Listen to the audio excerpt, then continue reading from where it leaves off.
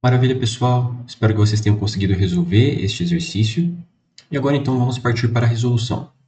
Bom, determine a potência, então aqui nós já temos uma informação importante, necessária para transportar água de um reservatório para outro reservatório localizado a uma maior altitude, com vazão constante Q.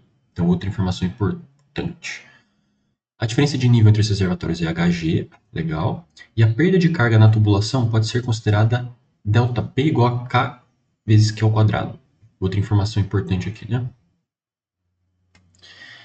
Na figura 6.2 é apresentado o esquema do sistema de bombeamento. Então a gente tem um reservatório inferior aqui, que ele chamou de 1, e um reservatório superior aqui, que ele chamou de 2, né?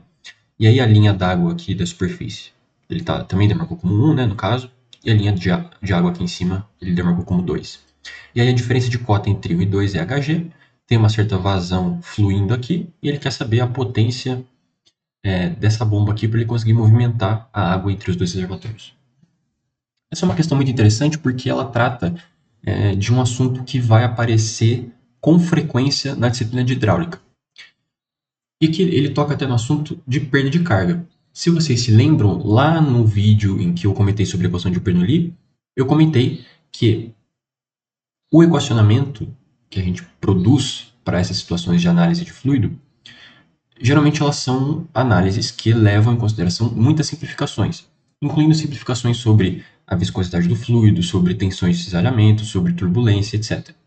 E aí, para a gente conseguir compensar essas perdas de energia que acontecem no escoamento, mas que não estão inseridas na equação, na fórmula, a gente atribui um termo adicional chamado perda de carga, que compensa essa perda de energia. E aqui, nesse caso, ele forneceu para a gente que essa perda de carga vale K vezes Q ao quadrado. Então, à medida que o fluido vai passando pelos tubos, ele vai perdendo um pouco de energia, né? E essa perda de energia é, na verdade, traduzida em uma perda de pressão. Ou seja, a diferença entre a pressão 1 e a pressão 2 vai ser justamente o quanto de energia ele perdeu, tá?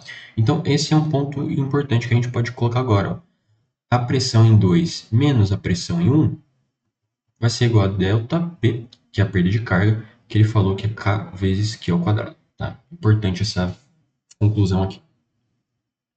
Bom, como ele falou de potência, a gente já logo pensa naquela primeira equação de Reynolds, que a gente pode usar. Q menos W mecânico. Essa primeira parte aqui a gente pode ignorar, porque nós estamos em regime permanente. E aí sobra, portanto, a integral dupla da superfície de controle, de ρ vezes U, mais ρ vezes G vezes Z, mais 1 sobre 2 ρv ao quadrado, mais P, que multiplica V vezes dA. Legal? Estabelecida a equação, agora a gente precisa encontrar o nosso volume de controle. Bom, vamos pensar um pouquinho. Se a gente estabelece um volume de controle aqui, ó, dentro da tubulação só, a gente não tem informação suficiente para conseguir fazer esse exercício. A gente não tem as informações de cota, a gente não tem as informações de pressão aqui, a gente não tem as informações de velocidade, a gente não tem nada.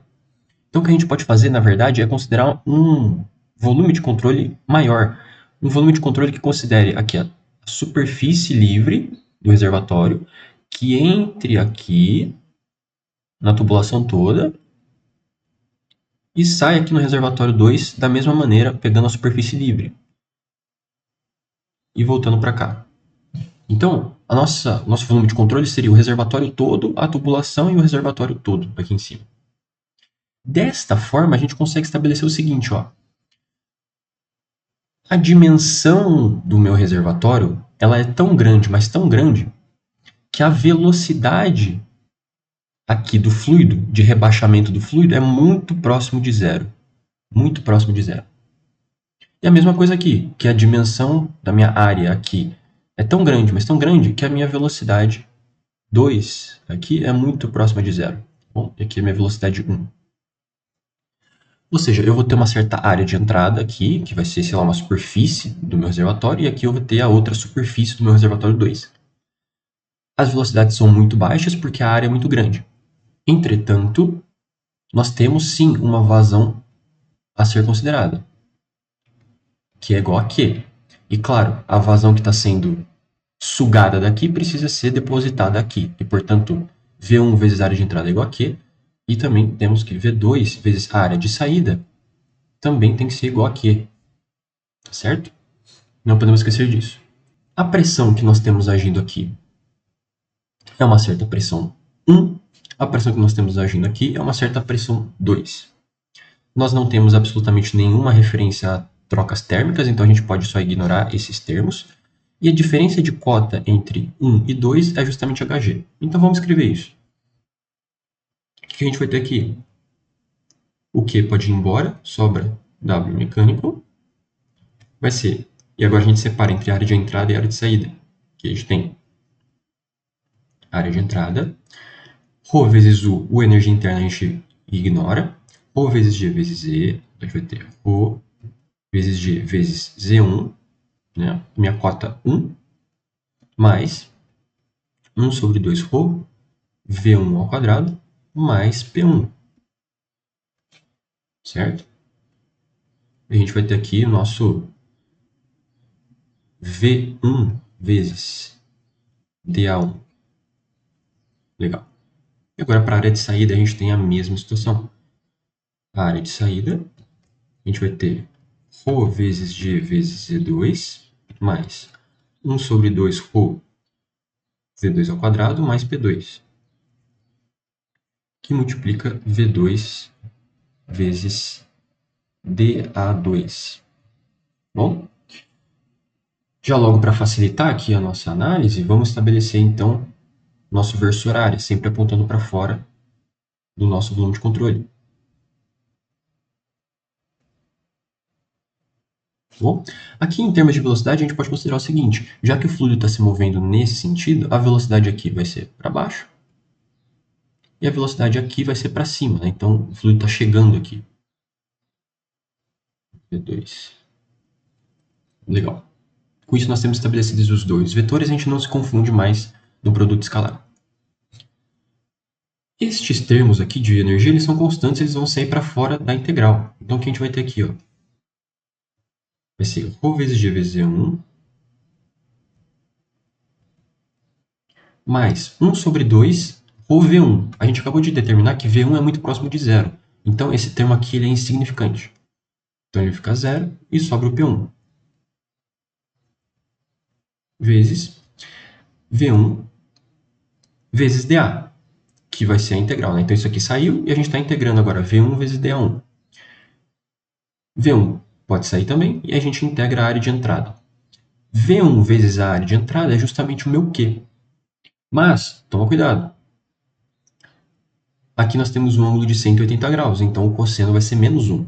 Então a gente vai ter, na verdade, velocidade vezes área vezes menos 1. Ou seja, isso resulta em menos Q.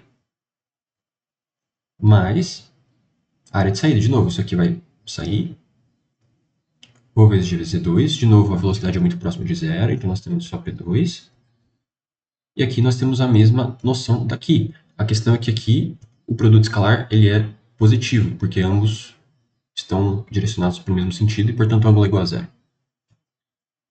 Então aqui vai ser só Q. Legal? Colocando o Q em evidência, o que a gente vai ter? Q que multiplica ρ vezes G vezes Z, Z2, menos ρ vezes G vezes Z1, mais P2 menos P1. Legal? P2 menos P1, a gente já sabe o que é o nosso ΔP, lembra? E aqui, colocando ρ vezes G em evidência, a gente tem Z2 menos Z1. Então fica Q, ρ vezes G, que multiplica Z2 menos Z1, mais ΔP. Z2 menos Z1 é justamente a diferença de cota. Então aqui em cima a gente consegue ver que a diferença de cota ali deu é Hg. Substituindo os valores, a gente chega em Q. Q, que multiplica ρ vezes G vezes Hg, mais meu ΔP, que é K vezes Q ao quadrado. Com isso, nós vamos ter o seguinte. Nós temos aqui que menos potência mecânica vai ser potência mecânica, jogando menos para cá, vai ser menos Q, que multiplica Rho vezes G vezes HG,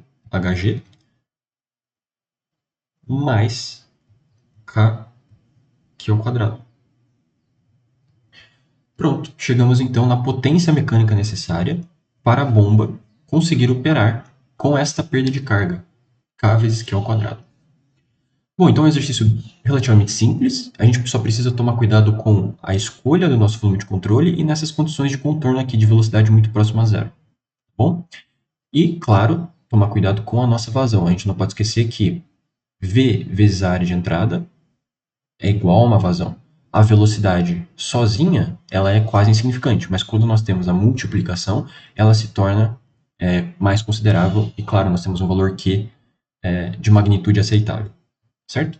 Espero que vocês tenham conseguido resolver esse exercício e um abraço.